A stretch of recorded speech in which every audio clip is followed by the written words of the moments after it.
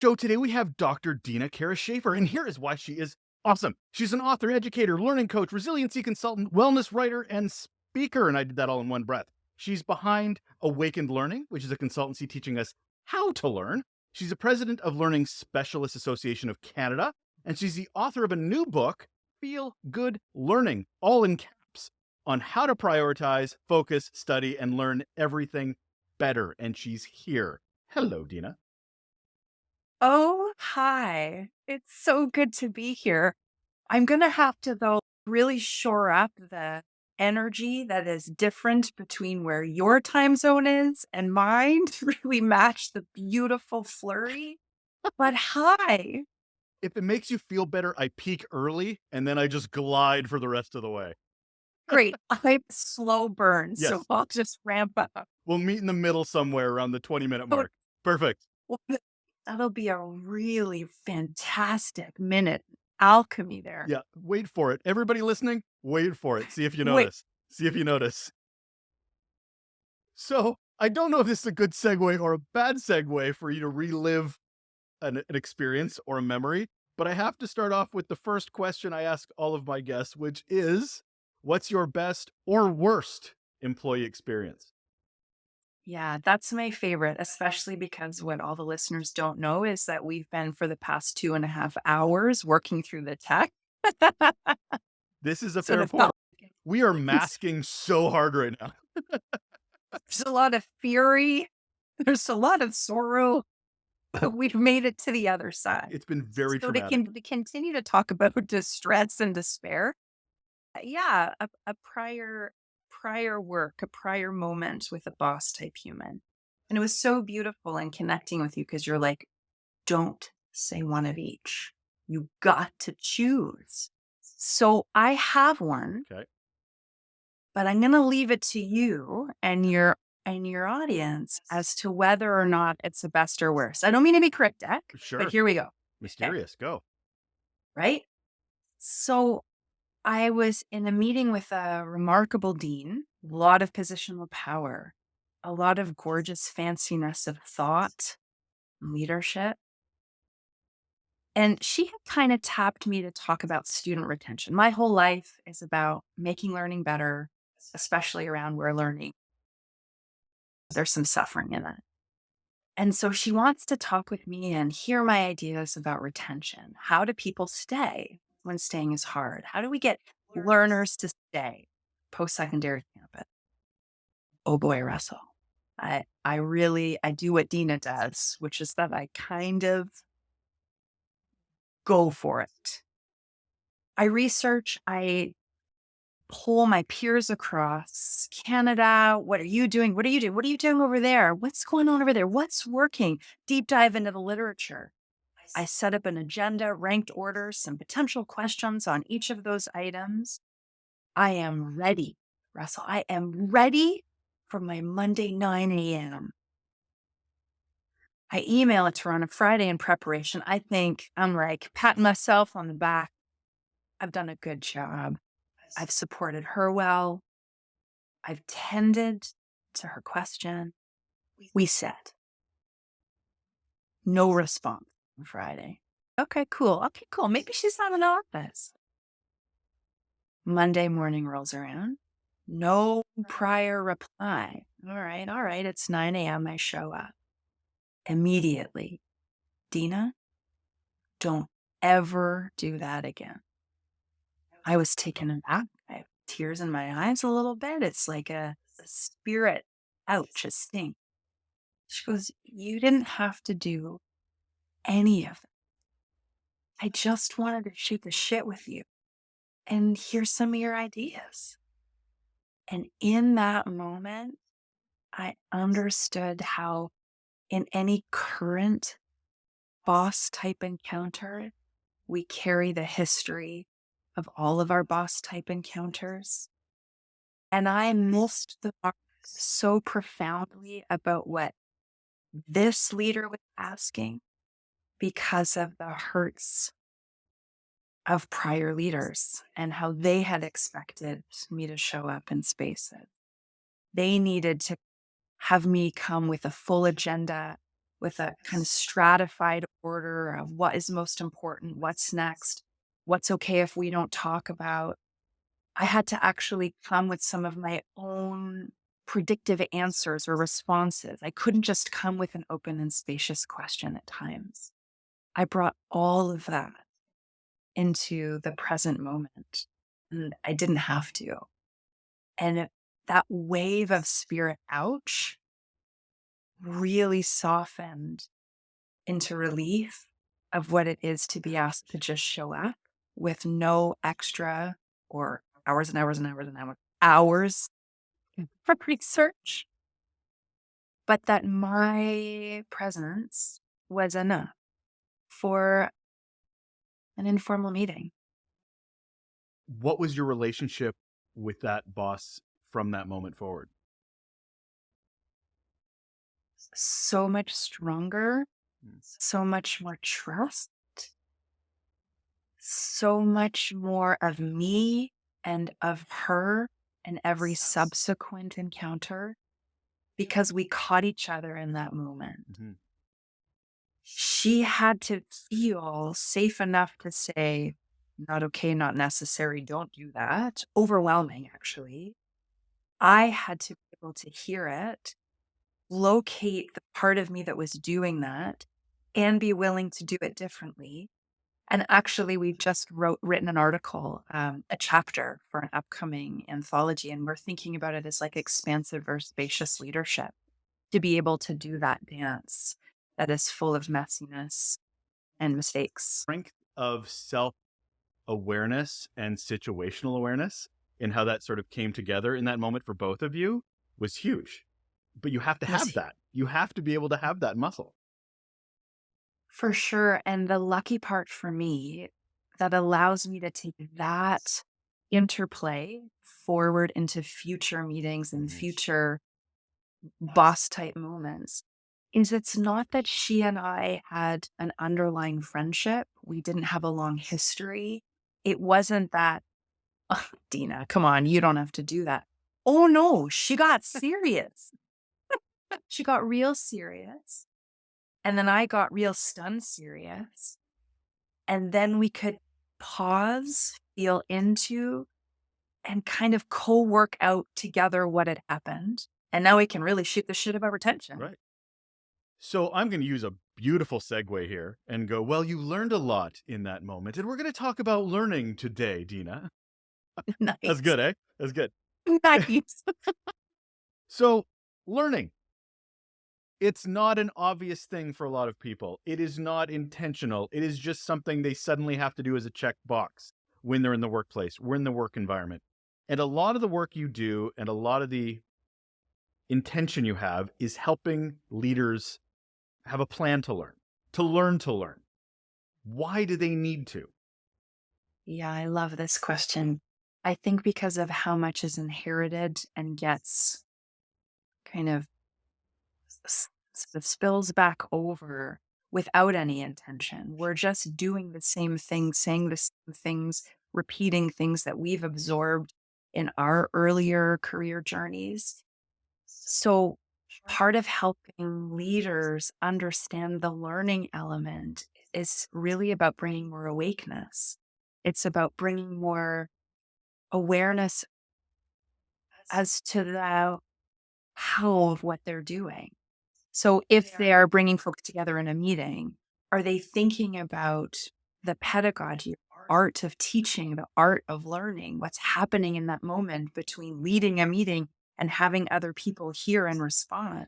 Are they thinking about actually including and helping all folks find access and waypoints into that? We often think about learning as happening in formal institutions in our early years of getting to wherever we got to. We think about it in terms of upskilling or next leveling or, you know, a career step up. We think about it in terms of professional development. If we have to actually take certifications or, all right, we're heading to that conference again and really hoping that one of those, 15 sessions is a little bit of an uplift or offers some takeaways that I can actually take away. Mhm. That is true. That learning happens in all of those places, but learning happens in the connective tissue of the everyday and workplaces. And I'm so interested in that. I'm interested in what we might bring like radical, disruptive, and all the way awake energy to that otherwise just gets recreated over and over. So, what damage are we doing following the protocols, the processes, oh, I don't need to learn a thing till somebody tells me I have to learn a thing? Or, what damage is the current learning model doing? Yeah, I wonder if there even is a current learning model. I think there's an assumption we learn through osmosis, that we pick up a workplace culture and that we just carry that on. So the harm, I think, is in pretty profound exclusion, despite the language of inclusion. I think it's a values misalignment. I think if we're talking about access, are we actually making sure that we're not speaking in acronyms, that we're giving many different ways to participate? Are we explaining in multiple metaphors what we're actually after? Are we explaining and offering insight into the how of what we're asking our teams and employees to do? It's one thing to just say, do this, or expect, not even say it or ask, expect that something is done. Does anyone know how? Has anyone been shown how? Given feedback as to how? I think that's a critical piece to productivity, non toxic productivity, to team harmony and cohesion and psychological safety. Anything good happening at work? How's that how going? So, what is a learning strategy? One with intention, one that's planned. I'm a big fan of definitions. As much as I love words being used over and over again, please note sarcasm, I need to understand what they actually mean. And so, leadership, sure, but from a learning strategy standpoint, how would you define that intention? Yeah, this is my whole life, Russell, for sure. So some people who are fancier than I might call it metacognition. So learning about learning. Some people get real jazzed about the learning science and cognitive psych. For sure, I'm into it. Cool, do that if that's your jam.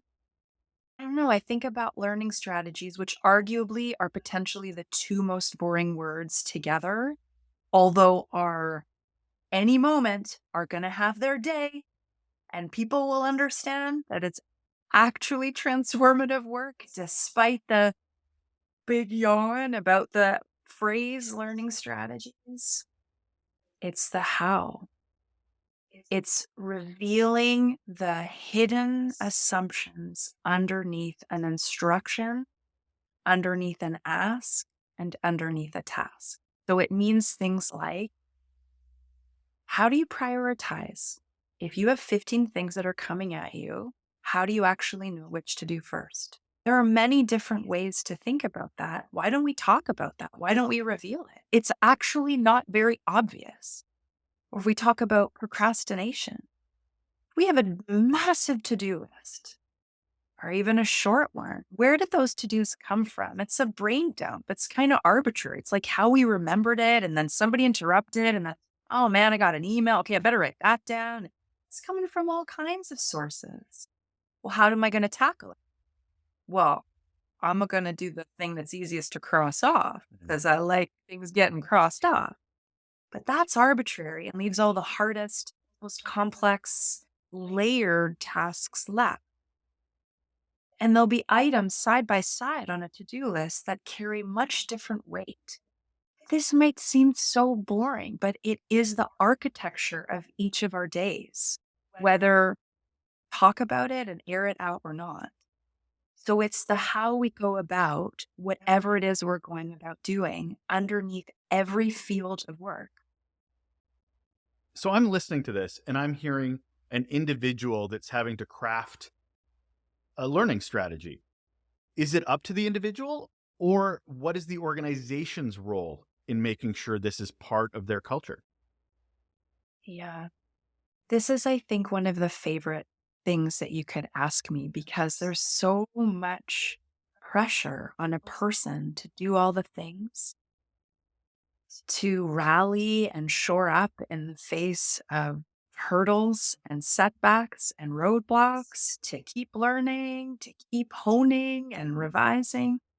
That is a lot and that is exhausting. And actually, the flip of it is a system, process, operations that nourish on scale, right? Like more than just one person trying their whole heart and guts out. So, if we think operationally or organizationally, how to enact this? Well, if we're willing to all buy into things standard now, like learning outcomes, like equity statements, like mission, vision, values. I mean, there are articulations that we all do and try to live up to. Then why not reveal the how?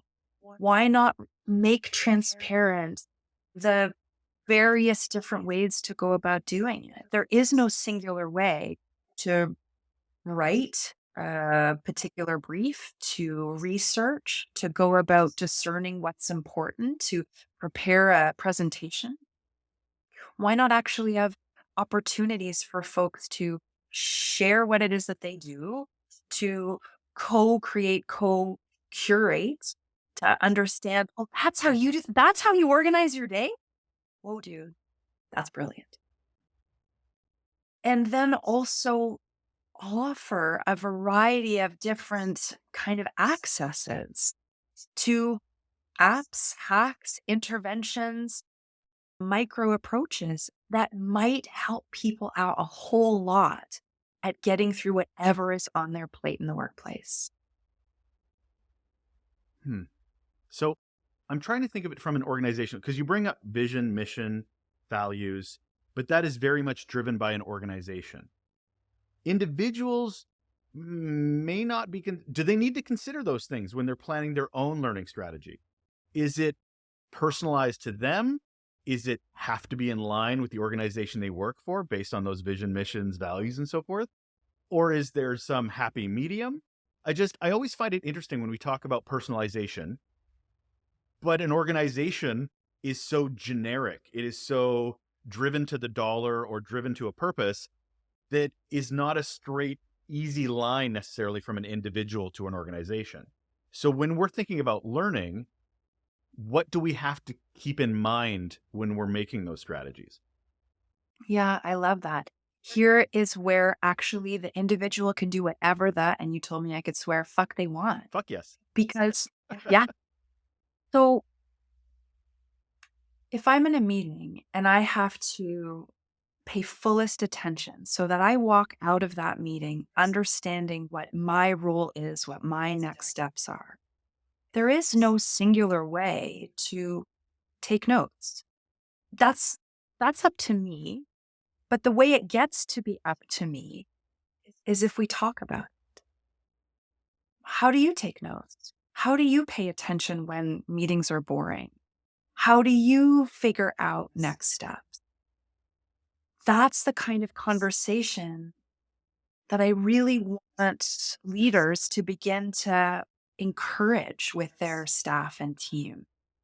There are so many good initiatives, but the one thing for me that's missing is this tacit, assumed, oh, people just know how to do the thing I'm asking them to do.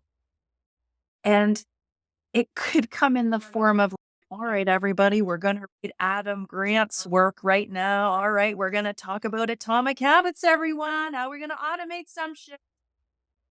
It can be in the form of book sharing. It can be in the form of beautiful podcast sharing. Look, I'm amplifying you right now, buddy. My new pal. We've met it through like a whole tech trauma together. Look at that. Stop We've come so far. shouting out on your own thing.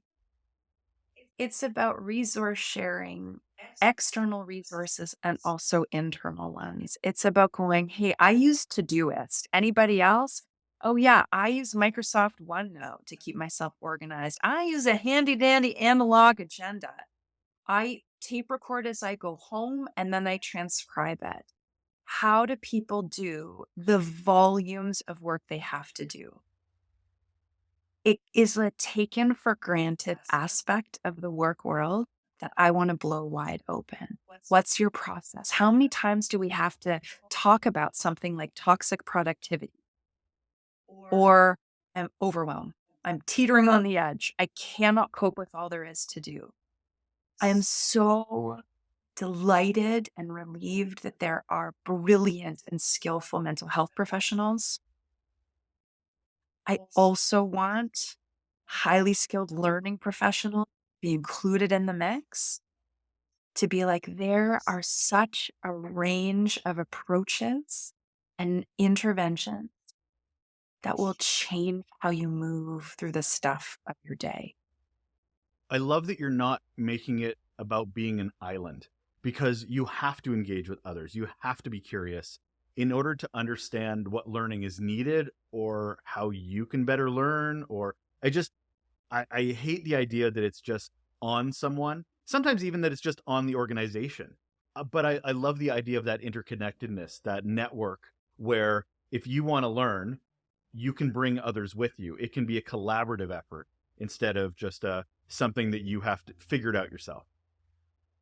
Yeah, I think that's exactly right. It's not about me signing up for whatever on the learning calendar this month is how to use Excel a little better, the procurement process. Those are good and those are important, and holy crap, they're on they're on my calendar for next month too. But I don't think it has to be alone. I don't think it has to be a pre-recorded video. I think it can be conversations about what's hard, what are the sticky points, what are the bottlenecks, and what are people doing to get through them in a way that prioritizes and centers the how. How do we do this if we're not extroverts? How do we do this if we're neurodivergent, introverted? I mean, diversity is exceptionally important. Inclusivity is exceptionally important. But when we're learning to learn, we don't all learn the same way. So, is there a way to approach this strategy while bringing others along with you? I'm just trying to get to a point where I'm just trying to understand how we devise a strategy if it's not the same for everybody else, but can still be effective. Yeah. So, what you've depicted is my whole life. So, as a once high school classroom teacher, exclusively supporting learners working through addiction with learning disabilities, with mental health issues for 12 years on a post secondary campus, creating thriving interventions on kind of a national scale, exclusively also for students who were struggling chronic health, ADHD, injury. That continues, that informs my work every day. And I'm delighted you asked about extroversion, or like how buoyant and out in the world do I need to be? I'm trying with my whole heart to be that in this moment, but I'm no extrovert. I know what that is. I also come from a generation where psychoeducational testing wasn't really the norm. So I can't possibly tell you what my learning profile is. But what I know is it is a welcome for all learners and all ways of learning, which is to say, if we, for example, in a meeting, in an event, the way that we think of every diet and every practice as being welcome in space, so too is every way of learning. And in that, we can actually make suggestions like, if anyone in having to pre-read this material and come prepared, you want to check out the bionic reading method. That's where it bolds the first few letters or syllables of every word to be able to retain that information and move through. That's born out of the wisdom of ADHD research. Or here's a really ethical way of using ChatGPT to synthesize enormous volumes of material that maybe you don't have a chance in heck at being able to actually get through and distill in preparation for a board meeting. There are so many. Here's another one, magic to do. This is brilliant. If you were to grandmother Google magic to do right now, I make no money off of any of the stuff I say, just to be really clear. This is all crowdsourced, right? I know half of the stuff comes from other folks being like, hey, Deena, have you seen this? Hey, Deena, have you seen that?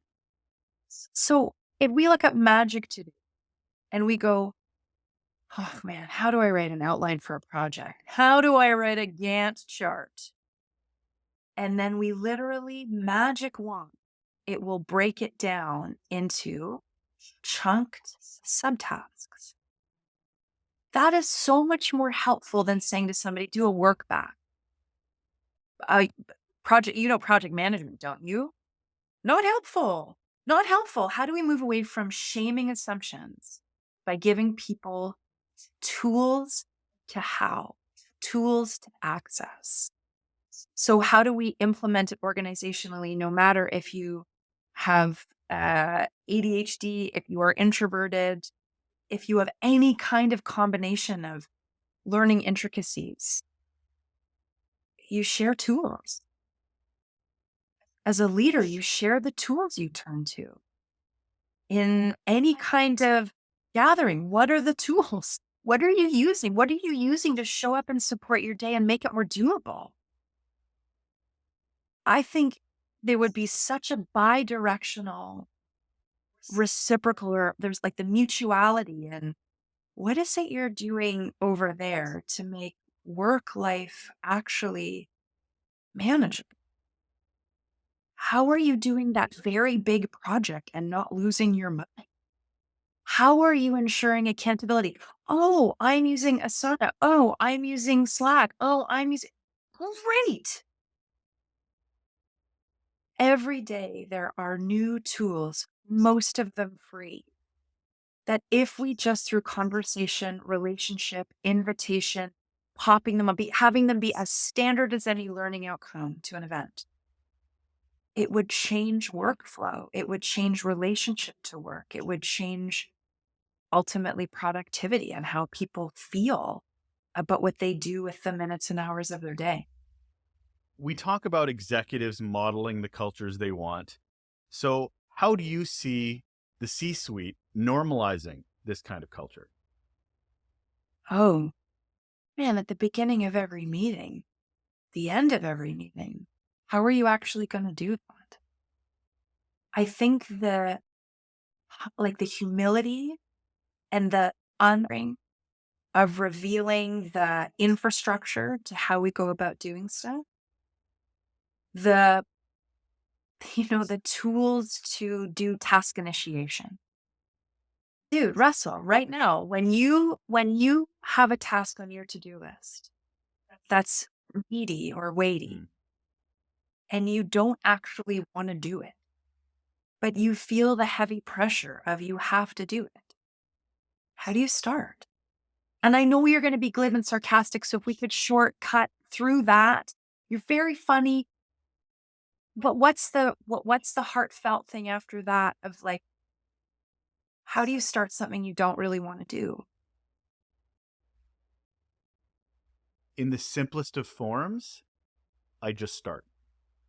Like it's just I just start. I get to a point at the end of my day. I would love to say it's the first thing I do in the morning, but I'll do all the other things ahead of it because they're either more enjoyable, quicker, I get to talk to somebody I like. Like it's something in that is that I will put all the roadblocks in the way so that by the time it rolls around, I at least start. I don't get very far, but I will nibble. And then as soon as I nibble, I realize it's not nearly as bad as I think it's going to be. And then I attack it a little better the next day. That's generally how it seems to work for me. There are two learning strategies that you have just mentioned right away. So one is the 15-minute rule. Might not be 15 minutes, might be 8, might be 23. But that's a standard way, a kind of really well-known out there. If you start without contemplating, do I feel like it? Am I in the mood? We have a real hard time with forecasting correctly because I think I'm going to be much more in the mood tomorrow. I will not be. I will never feel like doing this really annoying, hard, like complicated task. I actually will never feel like it. So if my starting is based on feeling like it, I really got to find a different strategy. 15-minute rule, your description of nibbling. If I just start and do some nibbles, this thing will eventually get done. The other thing you've mentioned is the Zeigarnik effect, which is when we leave something incomplete. It's much easier to pick it up. We reactivate our memory. We can get back in the flow. We don't have to do it all. We don't have to complete it all. There are hundreds of strategies like this. Chunking, we take a big thing, we make it into smaller tasks. It goes on and on and on. If only we talked about it outside of classroom spaces or, metacognition conferences. How do we keep this consistent, Dina? Because I can tell you people will listen to this and are like, oh, great, I'll start my meeting like X now. Or we're going to have a meeting tomorrow where we're going to talk about this. And then it dies on a vine. Or dare I say it, we get too busy. So how do we get consistent when it comes to learning to learn? Uh, I was thinking about this because wouldn't it be so nice if I had like an acronym for everybody? Wouldn't that be like if I gave everyone a mnemonic? Boom, there's a learning strategy. Mic drop there. Anyone get it? It's a bit of a mnemonic Sorry, I have memory. something glib to say, but I'm I going to know, keep it to bit of myself. a learning nerd. Sorry. So I tried to come up with some maybe helpful alliteration. The first response I'll say to you is this. Um, there is nothing prescriptive that any listener has to do at all. Okay. And there's nothing that the bunch of your listeners have to do in the same way. There is no set way to do this. It's simply a principle, an awakening to revealing the how, to be willing to go, I'm not going to assume you know what I'm talking about. And I don't want you to assume that I understand how to do this. So I don't know, a helpful acronym. How can I make this clearer? Right? Clearer. Like that pedagogy of meetings. Am I using acronyms that are leaving people out? Am I assuming access points that people don't have? Am I referring to institutional history that no one has a hope in heck who's a hire from the last 2 years? Is any knowledge about? What am I assuming that if I catch myself, oh, let me explain that actually. Let me give you the full information. So, can you make it clearer? How to make it kinder? What's the tone I'm using that's full of assumption or not? And what's the time I'm expecting? Am I trying to get it all in? Can I offer a little bit more spaciousness for us to co-wrestle through? Are you understanding in a solid way when you leave this meeting, when you leave this session, when you leave whatever it is, this encounter? Do you know what your next or your first step is? And then last is congruous. So, how am I helping people do their work in ways that are congruous with the policies, the languaging I'm using? Is it in sync with mission, vision, values? Am I sharing how to do that instead of just getting really pissed off when there's misalignment? What do you think? Clean, clearer, kinder, congruous? K-k-k? Kinda? Doesn't really roll off the tongue, but, makes a lot of sense. Just I not a don't know. I have some poetic sensibility. I was trying. imp. I just want to say the word how. Maybe I got to, Oh, that's a maybe, good all one. right. So maybe book number 3 is going to be something to do with HOW. Do you know book number 2 is going to be raising well learners and teaching learning strategies to parents? Oh, I love that. Yeah, that's coming out next September. Oh, fantastic. Way to Hey, workshop my show. thanks, everyone. What does everyone think? All right, how? Right. We're going to scrap clearer, kinder, and congruous. We're bringing in something meaningful with the letters HOW. You heard it here. All right. So, how have you seen this work? How have you seen a culture embracing learning to learn and it benefiting from it? Ooh. I mean, that's where when you see chief learning officers. P.S. If anyone is recruiting out there, um, I see it when I'm asked to come and give Mm. talks on literally prioritization. I see it when organizations welcome open conversations around wrestling with time management. I see it happening when there is honesty around how hard it is to do the work shit of the day. That's where I see it happening. I think some institutions get it a little bit more than others. You can imagine anything to do with formal education, pretty well practiced. I see offshoots, nonprofits. I see some spaces that borrow. I see places that are actually trying to do the work of decolonization, equity, diversity, and inclusion, Mhm. justice, because they're using language of unlearning, of deep, radical, rebellious undoing. That takes a sharing of, wait, how do you do what you're doing? What are the principles underneath your workflow, your approach to time, your relationship with time? So you've touched on it a bit throughout our conversation, but I want to just clear it up, get to a point here where we can be very succinct. If someone's listening to this and they're like, I need to learn how to learn, I need to take that first step forward, what would you recommend they do when they go back to the office tomorrow and they're thinking about changing the way they approach learning? Yeah. I would begin to demystify that a little bit. You could even bring a learning strategy to unpacking that. You could put, for example, on a piece of paper, if you like actually having a pen in your hand and drawing something out, put the word learning strategy in a bubble. And then have offshoots from there about what that really means. Is it something to do with reading copious amounts of note articles, research? Is that what's getting in your way? And it's very, very difficult to find time and clarity and make meaning of lots and lots of words on lots and lots of pages. Is it something around timing? Are you feeling either late on deadlines, or it's hard for you to meet milestones, or you get the work done on time, but it comes at a huge cost, a lot of stress, panic even? Is it something around editing and clarity of communication? Is it around presentations and being able to speak in front of people? Is it about distilling what's important from when someone else is, whether it's at a meeting, um, a large gathering? We try to break down what it is about learning that is messy or thorny or tricky or muddy for some. What is holding someone back, getting in the way? And then from there, we can begin to strategize. So if it's about reading, is it about volume? Well, we might take the total number of pages that we need to read in preparation. We divide that by the number of days. So I got 100 pages I got to read. I got 5 days to do it. I'm not going to try to sit down 100 pages all at once. I won't retain anything for like past page 25.